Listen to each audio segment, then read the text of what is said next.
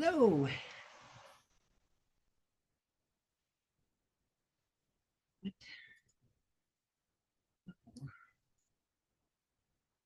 Okay.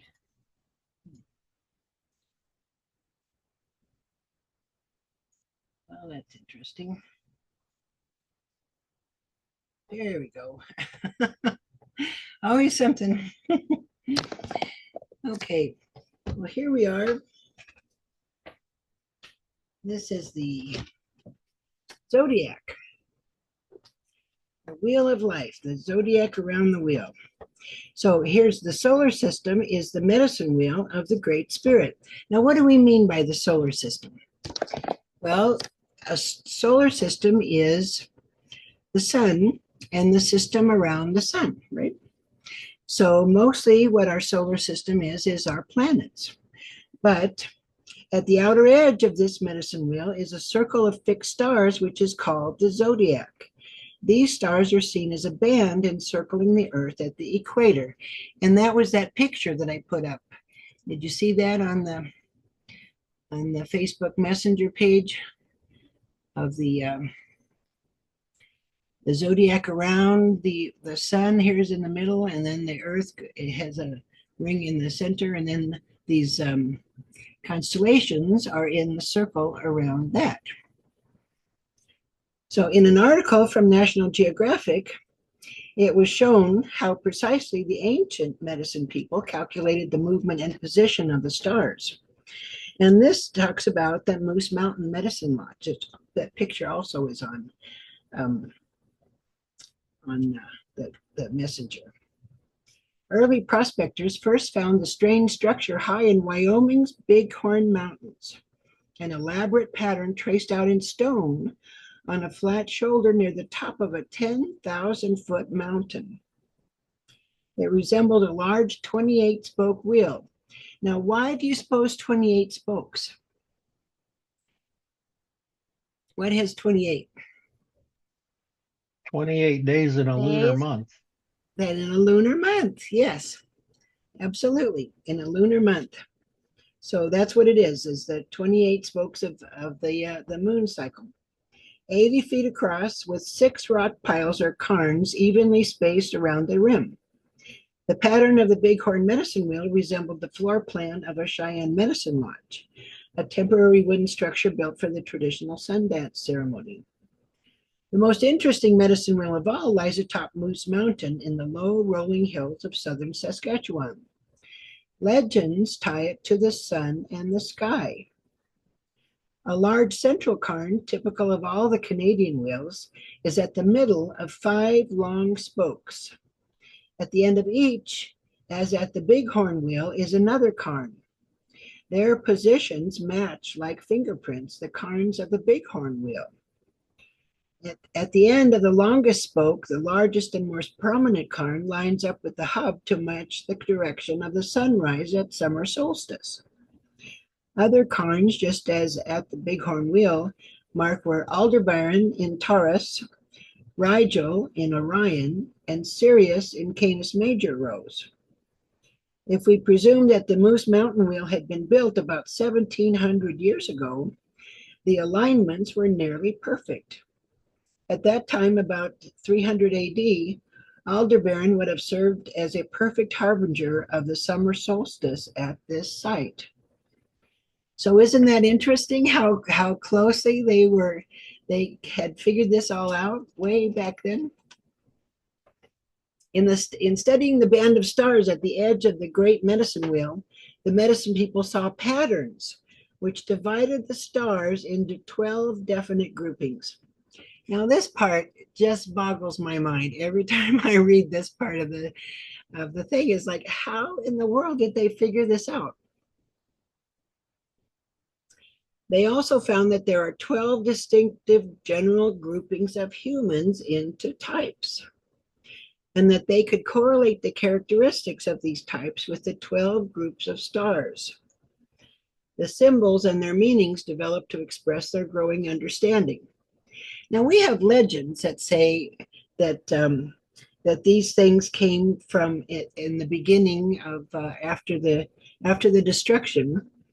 after one of the big destructions, there's always angels that come back to the earth, or wise people that are born with the knowing, and they appear everywhere and they teach people. And so I think that is what happened here, is that, because how in the world would we ever have figured that out? And it couldn't be aliens coming from somewhere else, because it would look different to them. They wouldn't, you'd have to be here in order to see those stars like that. So it couldn't be people from outer space coming here to show us how to do this. We have to know here. So it's always boggling to me. But thus was born the science of astrology, the relationship between the stars and nature, including humans. Father Francisco Jimenez says that the Indians read the horoscopes of the newborn children in books such as the one he possessed, which must have been, they gave it a name, with the ritual calendar of 260 days and the classification of those days as lucky or unlucky. That's from the Popol Vuh. Another place says that the Mexican gods, according to the Toltec legend, invented their astrology and arranged the counting of time, that is the calendar. And if you look at the Toltec calendar, holy cow, that has gone for thousands of years and is still accurate to this day. So whoever gave them that calendar, the Toltec calendar, the Mayan calendar, is not one of these things where you just rip off every month and then at the end of the year you throw it away and get a new one. This was a round thing, and it had these round things that went around, and I don't know how it works, but anyway, it just kept going. There was no end to it. It was circular, so it just keeps going. Similar altars or tracings were made by the medicine men of Guatemala when they were casting the horoscope of a child and seeking to determine what was to be its medicine in life. Well, what do we mean by that? What is your medicine? Medicine is something that helps makes you better, right? So our sky medicine would be the things that we're being taught in this life to make us better. The medicine people also studied the acquisition of wisdom and found that the beginning and end of their search could be found within the saying, know thyself. Well, how do you know yourself? I mean, you can compare yourself to other people, but that doesn't really tell you who you are. The medicine people knew that we can never really know ourselves by looking at ourselves subjectively, because we fail to appreciate our true strengths and we rationalize away our weaknesses. Well, so we have to ask ourselves, who am I? What is my medicine? And in what way do I perceive, and why? Because each of us perceive things differently. That's why we need to share our perspectives, because we each have a little piece of the pie. And the more we share, the bigger the picture we can see. For this reason, they turned to studying the medicines of the 12 types of people in order to understand themselves. As they compared the strengths of these 12 medicines, they found that they had listed all the gifts which we are capable of acquiring. Now, that had to take some thinking, I tell you what. All the gifts we're capable of acquiring. And as they compared the weaknesses of the 12 medicines, they found that they had also listed all the weaknesses which we must overcome in order to gain perfection. The perfect human would have all the strengths or gifts of all 12 sky medicines and would have none of the weaknesses. This meant that somehow each individual must gain all these strengths and must conquer all these weaknesses in order to gain perfection. Well, how do we do that? Benjamin Franklin had a really good idea. One of his great ideas was he listed all the virtues of a virtuous man, somebody who he felt was the cream of the crop, really a high level virtuous person. And then he would spend a week trying to improve himself in one of those areas. And so that's kind of what we do. is we take the astrology and we look at these 10-day periods when we're urged to learn something about ourselves, and we try to study what that is and how the world is affecting us to learn those lessons. So the individual spends the present lifetime having a certain set of gifts to assimilate and a certain set of weaknesses to overcome based upon his or her beginning and the time and place of the first breath. Because that's when we figure that life actually happens, is when the first breath comes about. So the medicine people then postulated that if our spirit is to grow into adulthood or perfection, we must be born within each astrological sky medicine again and again until we have assimilated all their strengths and conquered all their weaknesses. Ah, that sounds like a lot of work. It's a good thing we can't remember the past. Black Elk says, even the seasons form a great circle in their changing and always coming back again to where they were. The life of a man is in a circle from childhood to childhood, and so it is in everything where power moves. Chief Luther Standing Bear says, in the Indian, the spirit of the land is still invested. It will be until other men are able to divine and meet its rhythm. Men must be born and reborn to belong. Their bodies must be formed of the dust of their forefathers' bones. And Rolling Thunder says, we all live many lifetimes. We go through different lives. That's the way it is. We go from one life to another, and we should have no fear of death. It's just a transition. Sun Bear says, in the old days, each time of a person's life had a special texture, a certain taste, and each phase was honored, respected, and enjoyed. Life was seen as a flowing circle from birth to death to rebirth. So we have to come back again and again to learn all these lessons. Well, how is it that we're taught these lessons? Well, now we have to learn about these 7 stars that are our teachers. As the ancient medicine people studied the skies, they observed 7 stars which moved around the great medicine wheel, passing through the lodges of the 12 medicine teachers.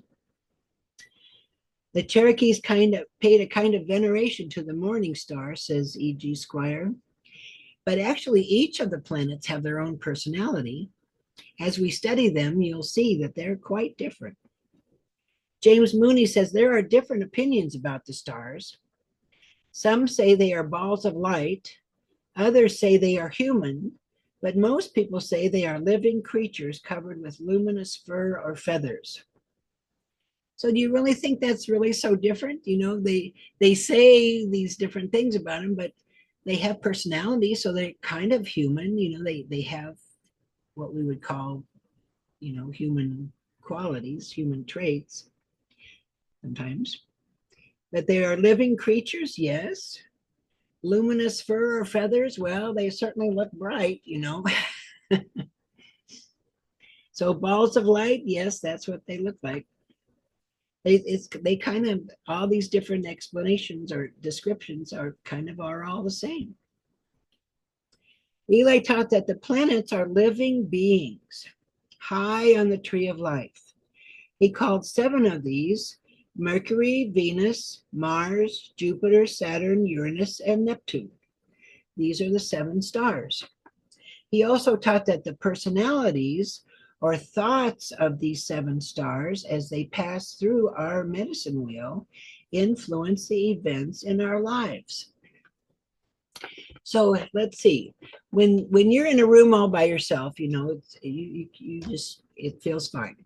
And then somebody else comes in, and then all of a sudden it feels different. You've got somebody else there. You got to deal with somebody else and their vibes. And so if there's somebody else that comes in, now you've got a whole, you can't pay attention to anything. You got to pay attention to them. So it changes when these other planets come with an aspect so that they can talk to you. Aspect means that they have direct communication. Then you feel their presence. And when they come into communication with come into aspect with other planets and you, then oh my gosh, then you've got a whole thing going on. So learning the personalities of these planets can teach you a lot about how you respond to their presence, because you don't have to respond. I mean, if you continually practice trying to be happy and trying to be a positive person, then you can feel these other influences and you can say, oh, that's not me, that's something else going on. So he taught that the personalities or thoughts of these seven stars, as they pass through our medicine wheel, influence the events in our lives. The ritual of the sun dance, as practiced by the Sioux, enacts the movement of the celestial spirits as they pass through the four directions. Black Elk says, I should explain to you here that in setting up the Sundance Lodge, we are really making the universe in a likeness. For you see, each of the posts around the lodge represents some particular object of creation, so that the whole circle is the entire creation. And the one tree at the center upon which the 28 poles rest is Wekantanka, who is the center of everything. Everything comes from him, and sooner or later, everything returns to him. The movement of the seven stars is the great sun dance. And this is actually in the movement of a spiral. You know, you look at the solar system and the movement of the planets around the sun, and it looks like they're all in a circle. But the sun doesn't stand still. The sun is moving through the universe too. And as he moves, he is pulling all these planets along behind him. And so what's happening actually is that we are spiraling through the universe. So the dance of the seven stars is actually the movement of a spiral. It is also the great dance of the spirits on the tree of life.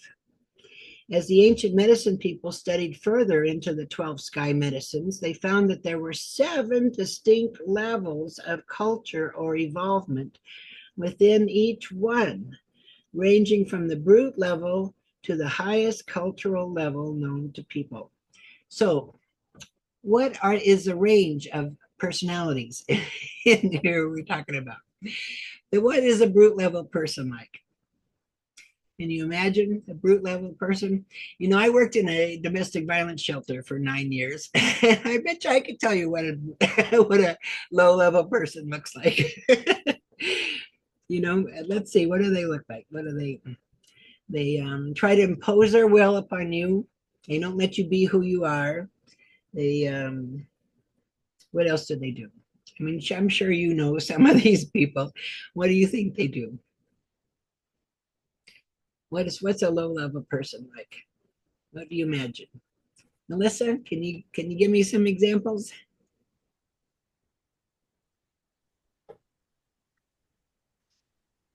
I'm unclear because I'm not sure if I'm completely invested in the idea of a low level versus a high level person. I think more of it is low vibrational actions versus high vibrational actions. And I also believe that we do repeat these lifetimes, but sometimes you just have to be that person um, to teach somebody else a lesson. Not sure Right. if that is true or not, but I'm just, so it's kind of hard. But I guess like a lower level vibration would also be somebody who is completely wrapped up in themselves, somebody who very depressed, angry, those are all low level vibrational Yes. energy. Angry. Yeah. Upset about things. Things don't go their way, and so they get all upset and they blame somebody else because it's never their fault. You know, they're not taking the responsibility for their lessons, so it's not their fault. So so a high level person would be like what? Like Mother Teresa or Gandhi or maybe Martin Luther King, or somebody who is thinking about other people, I guess. Wouldn't that be who are what has all those people do have they in common? I guess they are concerned about other people and trying to make life better for other people, like that. What do you think a high level person would be like? Chris, you got an idea?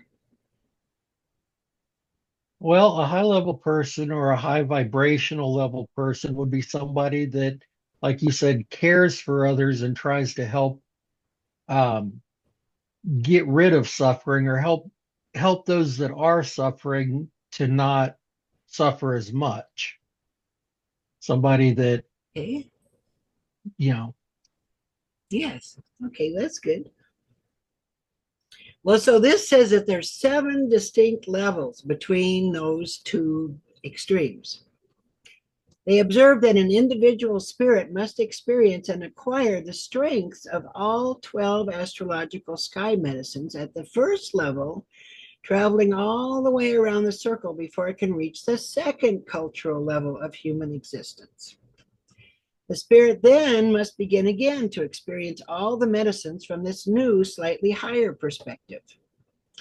Within this spiral of perfection, there are many complete cycles of births and rebirths as the spirit progresses, acquiring the gifts of all the medicines on each level.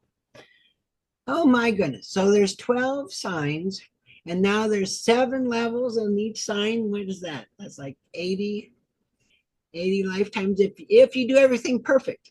There's only 80. At the end of the last or highest, when the spirit has completed its medicine bundle, it is perfected and enters the pathway which leads to the land of the spirits. Here, the spirit begins its next stage of existence. Eli says it is this flowering of the spirit which comprises the blossoms among the foliage on the tree of life. So when you lose your body and you're just spirit and you no longer have to come back, then he says the spirit flowers, because I guess you become your true colors. You show your spirit self. It gives the Great Spirit much pleasure to see the beauty of his children in this state of perfection. As the flowers grow to maturity, they become the fruits of this great tree of life, of which there are always 7. And these are the spirits of the 7 stars. As each fruit ripens, it is picked by the Great Spirit to be planted as a seed in the world of stars, where it may grow a new flowering tree and become the Great Spirit of a new solar system, growing in this new wisdom to prepare for the next plane of existence and the land of the grandfathers. So that is quite a long time. But the ancient medicine people sought a means of speeding up this process, of finding a shortcut through the seemingly endless pathways of births and rebirths which weave the spiral patterns up the trunk of the sacred tree. And this is the process of initiation. When a person reaches a certain level of awareness, it is possible with the help of medicine people trained in certain ancient teachings. And I don't know anybody like this, but this is what he says. It's possible to acquire the strength and overcome the weaknesses of all the astrological medicines in addition to his or her beginning medicine. Can you imagine that? Here you get to the end of your life, or however far you think you've gotten, and to where you think you're okay with this, with the sign that you are, and you've overcome all the weaknesses and you've gained all the strengths, and oh boy, now you're ready to start a whole new one. I don't know. That seems like a lot of work for one lifetime. But here it says the Great Spirit, let's see, when a person, it's possible, okay, so with complete dedication, this person could attain perfection in one lifetime. Can you imagine the dedication? Oh my gosh. You know, at one time I thought, okay, I can do that. Oh, sure. Yeah, right. You have to have more dedication than I had. Black Elk says, men die but live again in the real world of Wakantanka, where there is nothing but the spirits of all things. And this true life we may know here on earth if we purify our bodies and minds. thus coming closer to Wekantanka, who is all purity. So there we are. Okay, so let's talk about these questions. What is the circle around the tree? What did we call that? Circle around the tree. What do you think? Christy, you got an idea? The solar system? Yes, a solar system. It's let's see. It's also, yes, the zodiac. The solar system is out there too. It's the rest of everything. But the zodiac is this the constellations that encircle the our sun, our solar system.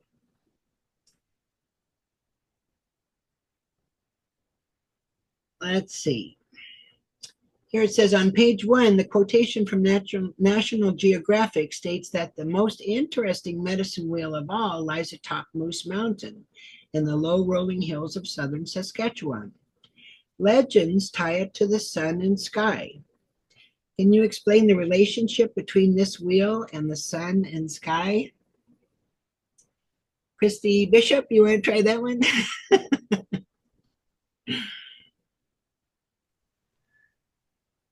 I don't remember what you said. The connection has to do with how the stars move and how the planets move and how we are connected to all of that. Yes, and the medicine wheel was how they Tracked it. right, tracked it. That's a good word. Okay. Yes. Okay, so what can you explain the relationship between the 12 groupings of stars and the different natures of people? Cheryl, you want to try that one? According to Ellie, it's the 12 best characteristics of people and the 12 weaknesses, greatest strengths, I guess, and weaknesses of people. Yeah. Yes, they show us what our medicine is, what we're supposed to be learning from what's going on.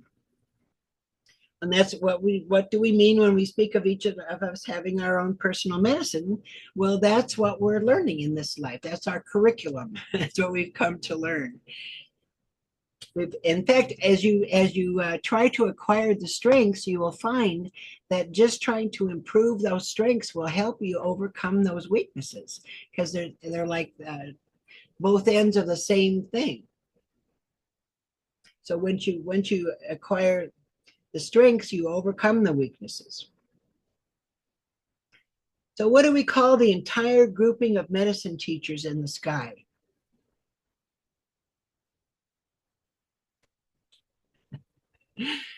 It just sounds funny when we call it like that. It's called the Zodiac. But that's our group of medicine teachers. It's the Zodiac. It's all the constellations and all their teachings of their strengths and their weaknesses. What are some questions we must ask ourselves as we begin our personal search for wisdom? Lattimore, are you there? Can you answer that one? Yes, I'm here. Some questions we must ask ourselves as we begin our personal search for wisdom. Well, I'm not sure if this is what you're looking for, but I'm awfully curious in those 7 levels of the spiral we have to go around. Where the heck am I? Am I on level 1 or am I on 6? How many more spin arounds do I have to go? That'd be a question I'd want to know. Yeah. Well, here. Well, I mean, obviously the goal is to know thyself. Yes. And so questions that lead to helping us answer that, I think, would be the questions we would want to ask.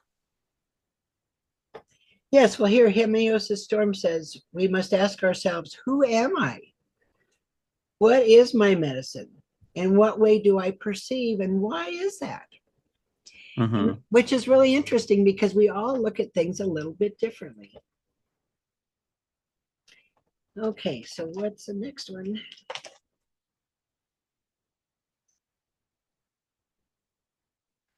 Oh.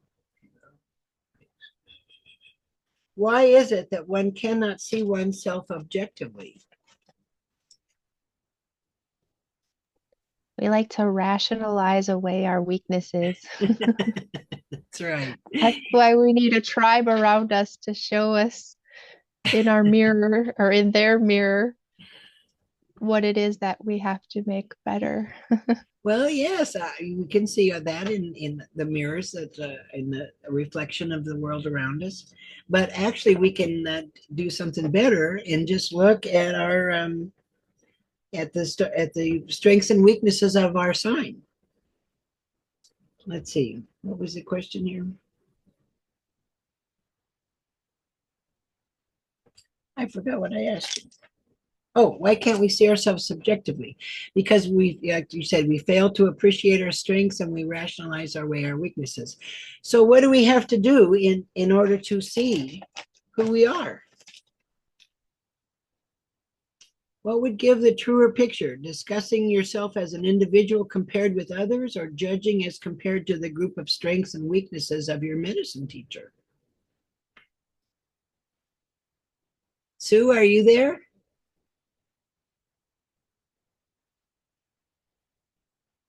Uh-oh, Sue might have trouble opening that. How about Pat? You want to try that one?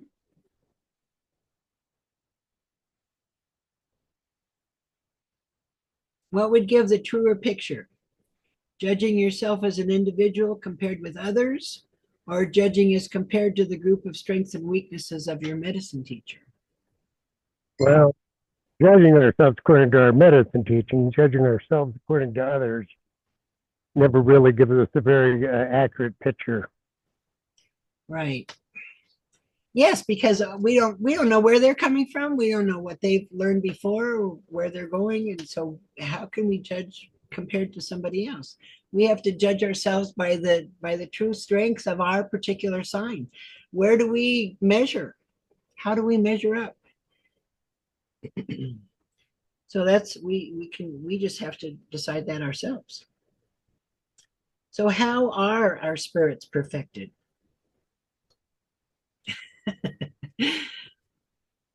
Is there an automatic thing that happens? How do You we? keep being reborn in all 12 signs until you master all the strengths and overcome all the weaknesses. There you go. Yep, that's exactly right. You keep coming back. Let's see. So, how is this spiral movement also common to the great dance of the spirits on the tree of life? So, I guess everybody has to do that. You know, the animals have to keep coming back to become until they become aware enough to try to be friends with people. Like I try to feed all the stray cats in the area, and some of them are feral and they're just not going to be friends. But you know, they will come and eat. But some of them will start to be friends. And so I'm hoping that because they become friendly, that maybe that's an improvement in their lives. You know, maybe they're moving up a little bit. So Eli taught that it is the flowering of the spirit which comprises the blossoms among the foliage on the tree.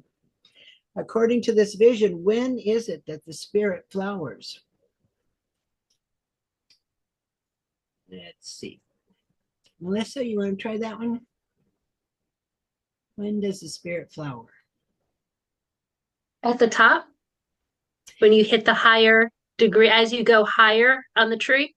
Yes, once you shed your body and you don't have to come back to Oh, to mortal life anymore, and then you become a spirit. And so you don't have your body anymore, so all you have is the spirit that you can, you know, and spirits are colorful. So yes, so that's the flowering of the spirit. How many fruits exist on the tree of life? Christy Raphael?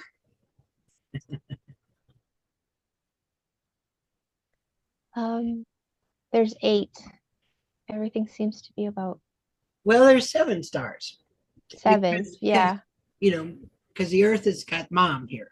So Yeah. she's not one of the Sorry, flowering 7-star. spirits. Mhm.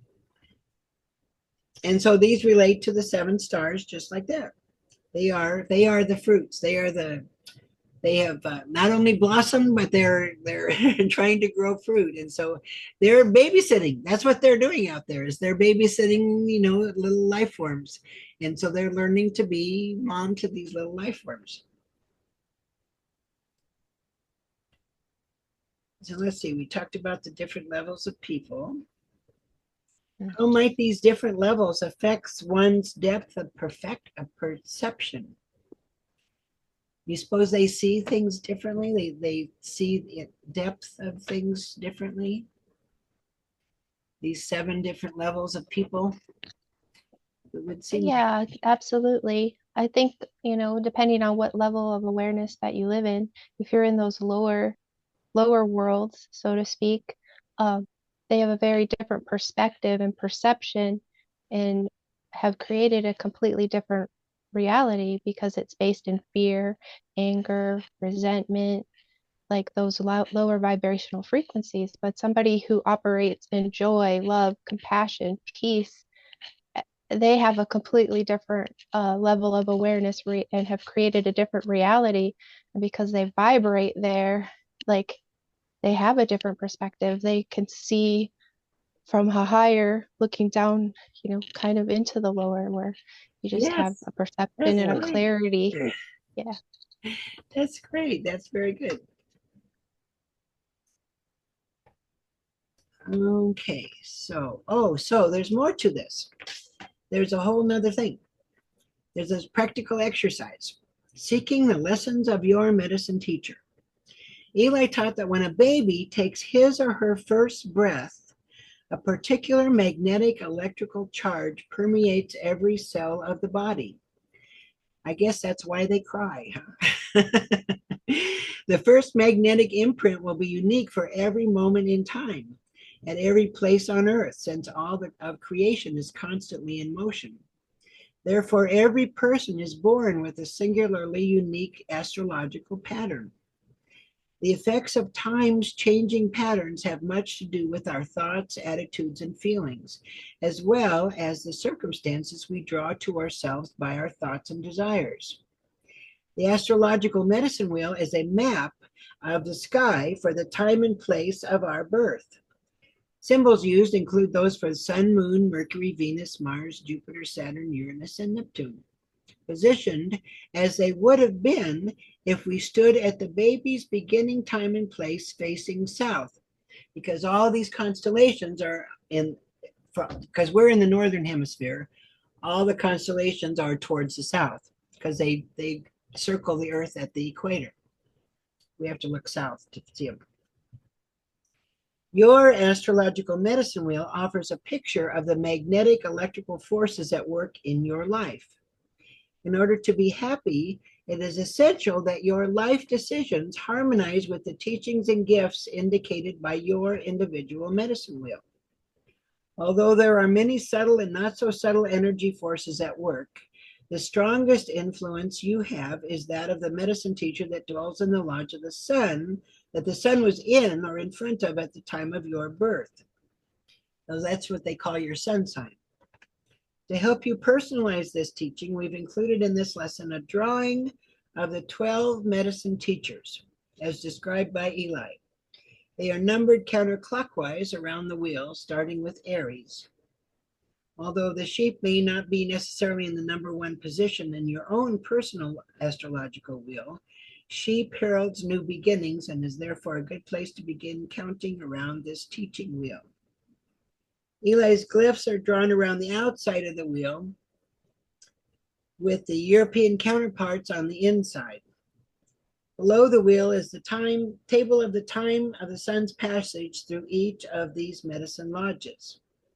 We've also listed the medicine gift associated with each medicine teacher. So, what you're supposed to do here is find the medicine animal or plant associated with your birth date and learn as much as you can about the ways of its mortal embodiment.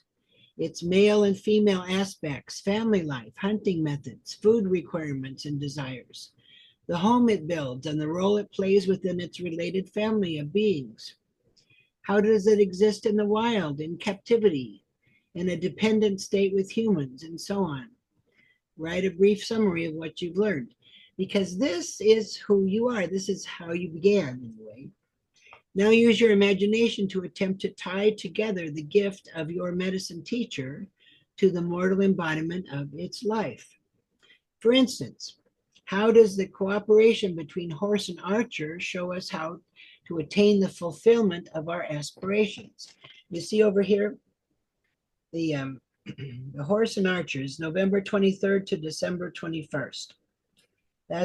We call that the horse and archer, which in European astrology is Sagittarius. And so the medicine gift is that of aspiration. So that's how this works.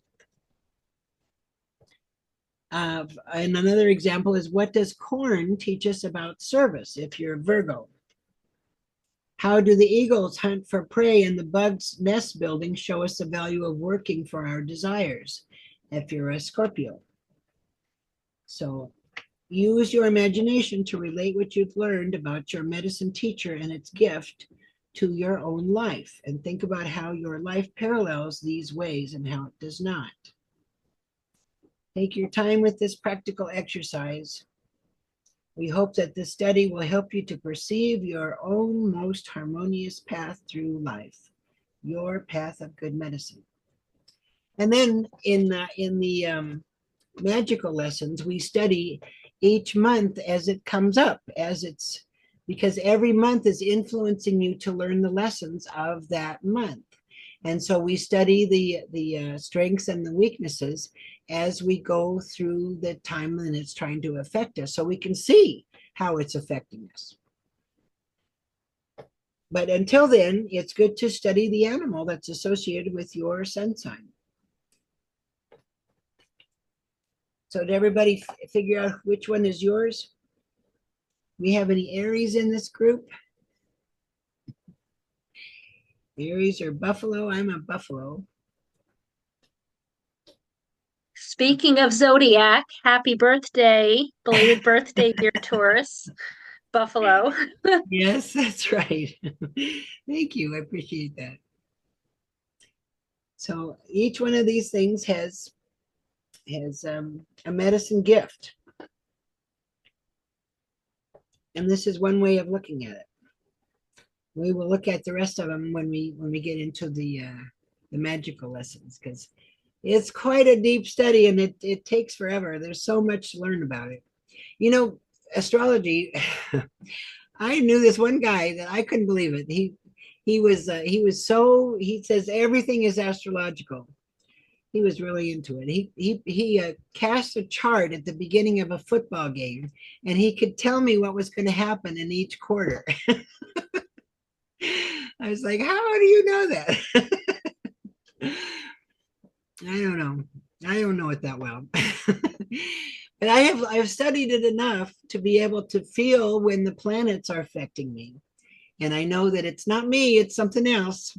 And I know what they're trying to I realize it's a different thing that's happening, and I try to see what it is they're trying to teach me, because if you're not aware of that, you feel it anyway, and it affects the events in your life. If you're not careful, it'll change things. So you have to be aware of what's going on. And I've learned, I used to cast charts all the time for when I was going to do things, and when, and I learned that if I just go with my feelings, I do it at the right time. And I don't have to do all this mathematical figuring it out. I just go with my feelings.